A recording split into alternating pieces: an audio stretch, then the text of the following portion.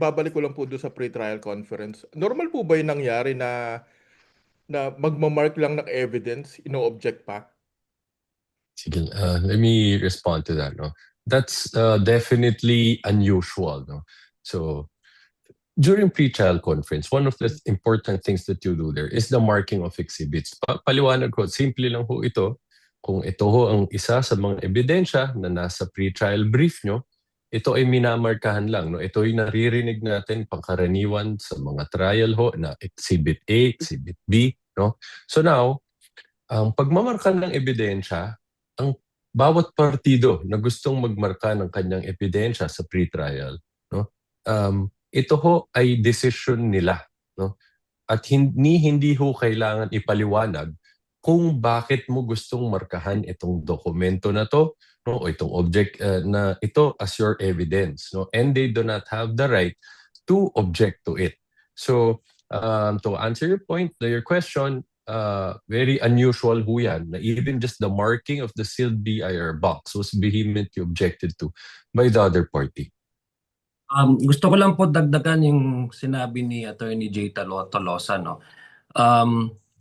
Actually, yung sa BIR box na po yan, very important po yan doon sa unexplained wealth. No? Kung this is the only way we can actually explain kung tama ba po yung naka-reflect sa SALN na declared asset, declared liability, at saka yung legal lawful income na tinatanggap na ating Vice Presidente. So inyong pong pagmamarka, sa pagkakaalam ko po, and Attorney J. Tolosa can correct me if I'm wrong, it's not the stage of admissibility ng evidence. Para lang po mapresenta at masimplify kung ano yung ipipresenta ng mga possible na mga ebidensya.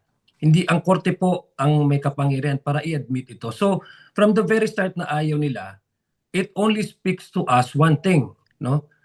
Na parang takot sila mabuksan itong box na ito. No? Baka ito yata yung smoking gun. In fact, hindi lang hata ito smoking gun. Para mukhang armory na itong box na ito. No? So it only speaks about their unwillingness to face the charges head-on.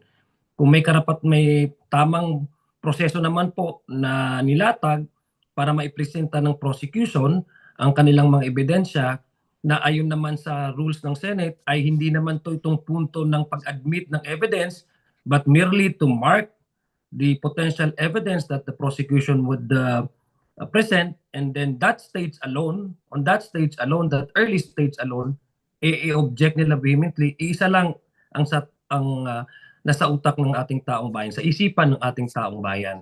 Natakot sila doon sa pagbubukas ng box na ito.